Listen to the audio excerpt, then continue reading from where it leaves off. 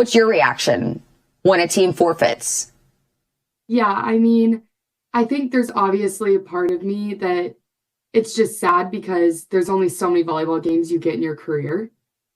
But then Yeah, exactly. on the other hand, it's I would be doing the exact same thing, you know? So I fully support every school that is deciding to find the courage, take the stance, and not play against us, because those are the steps in the right direction of women standing up and finding that courage to say, no, this isn't okay. Hi guys, welcome back to the channel. So I have a quick update regarding the University of Nevada's volleyball team. So we know that they issued a statement saying that they're forfeiting, that they refuse to play against the team with a transgender player, with a biological male. Well, unfortunately, it appears that the girls do not have the support of the school. The school initially released a statement saying that they're playing against San Jose State, that the match is going to go ahead, and the women issued a statement saying that they don't speak for us, we don't want to play against them. We want to support the schools that are forfeiting. The 4 schools that have already forfeited, we want to support them because we are not on board with discriminating against women. Wonderful statement that they released. And of course, I was very happy to hear the news that they were forfeiting, that we have a 5th school that are forfeiting. Well, the University of Nevada, they have released a statement saying that they are still going to play against San Jose, that the match is still going ahead. So all that says is that they do not support these women. They do not support their decision to forfeit. And they made it very clear in their statement that the views of the women of these volleyball players do not reflect the views of the school. So let's take a look at their statement. So Outkick exclusively reported that the women of the University of Nevada volleyball team had a vote and decided to forfeit their upcoming match against San Jose State and transgender player Blair Fleming. However, in a new statement to Outkick, the university says that it intends to move forward with the match as scheduled, and that the players' decision does not represent the position of the university.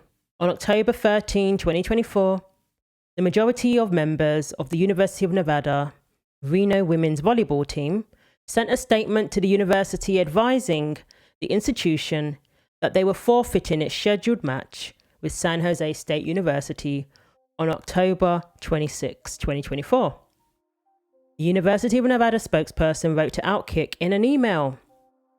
The players' decision and statement were made independently and without consultation with the university or the athletic department. The players' decision also does not represent the position of the university. The university and its athletic programs are governed by the Nevada Constitution and Nevada law, which strictly protect equality of rights under the law, and that equality of rights shall not be denied or abridged by the state or any of its subdivisions on account of race, color, creed, sex, sexual orientation, gender identity or expression, age, disability, ancestry, or national origin. The university is also governed by federal law, as well as the rules, regulations of the NCAA and the Mountain West Conference, which include providing competition in an exclusive and supportive environment. The university intends to move forward with the match as scheduled, and the players may choose not to participate in the match on the day of the contest. No players will be subject to any team disciplinary action for their decision not to participate in the match. So the school is distancing themselves from the decision of the volleyball players to forfeit. So perhaps they're going to use the B team to go out there and play San Jose, but they're making it clear in no uncertain terms that they are not supporting these women. They do not agree with the decision. They do not co-sign the decision. They're going to go ahead and play regardless. They're letting these women know that if you don't want to play, we'll go on without you. They seem more concerned about coming across as transphobic than coming across as a team that makes their women play against male athletes. They're not concerned about making women play against male athletes and putting them in the same position as Peyton McNabb. That's not their concern. Their concern is how this looks. Their concern is making sure that they don't come across as being prejudiced or discriminating against a male who wants to identify as a woman. Notice how they said they respect all of the rights, that they can't prohibit any rights.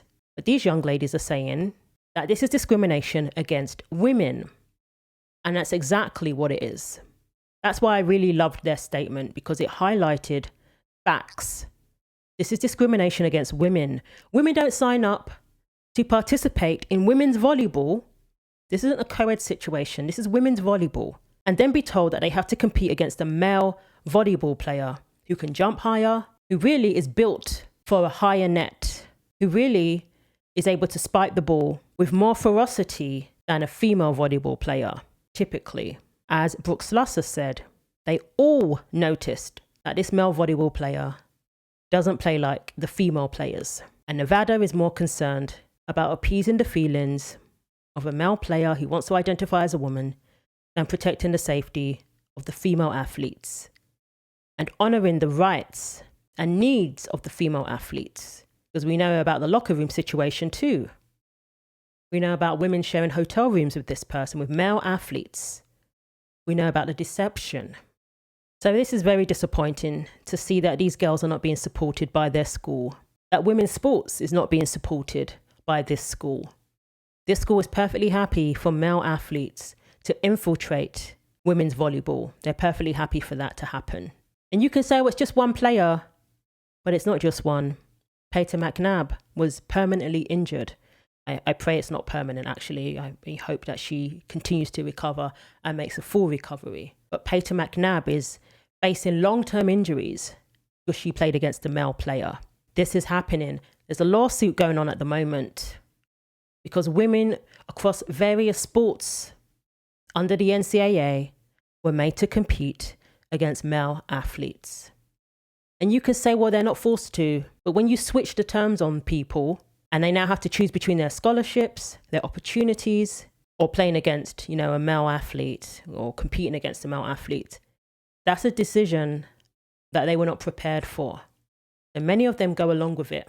And sadly, they're facing the consequences right now. And that's on the NCAA. And that's on the universities that aren't supporting these female athletes as well. And the university that deceived female athletes, San Jose. So Outkick is saying that it will be interesting to see if San Jose decides to travel to the match, knowing the players intend to forfeit. Or if this statement by the school is an attempt to force the Nevada volleyball team into competing, even though the players have made their intentions clear. And what I would say to that is, these young ladies, I urge you to stand your ground. Don't let this pressure you. It is pressuring you, no doubt, but don't let them succeed in pressuring you into doing something that you do not want to do. Don't let them succeed in pressuring you to go along with something that you know is damaging, not only to you as a female athlete, but to the entirety of women's sports, women's volleyball, and other sports too. So again, I absolutely commend these young ladies. I believe wholeheartedly that you are doing the right thing. It's a shame that the school doesn't support you. It's a real shame that the school doesn't support you, because the other teams who forfeited, their schools backed them up. Their governors, their state governors issued, statements via X supporting them. And you haven't got that. And I'm so sorry to hear that you haven't received the same support. But that makes what you're doing even more commendable. You're standing out there, you're putting yourselves out there, going against these institutions, which have powerful forces behind them. Stand your ground and continue to do the right thing. And I believe you will look back on this and be proud. And that's what's important. You can be proud of yourselves, and we are proud of you. So leave some comments of encouragement for these young ladies down below. And let me know what you think. Thanks for watching. Take care of yourselves. Like, comment, and subscribe. And God willing, I will see you in the next video.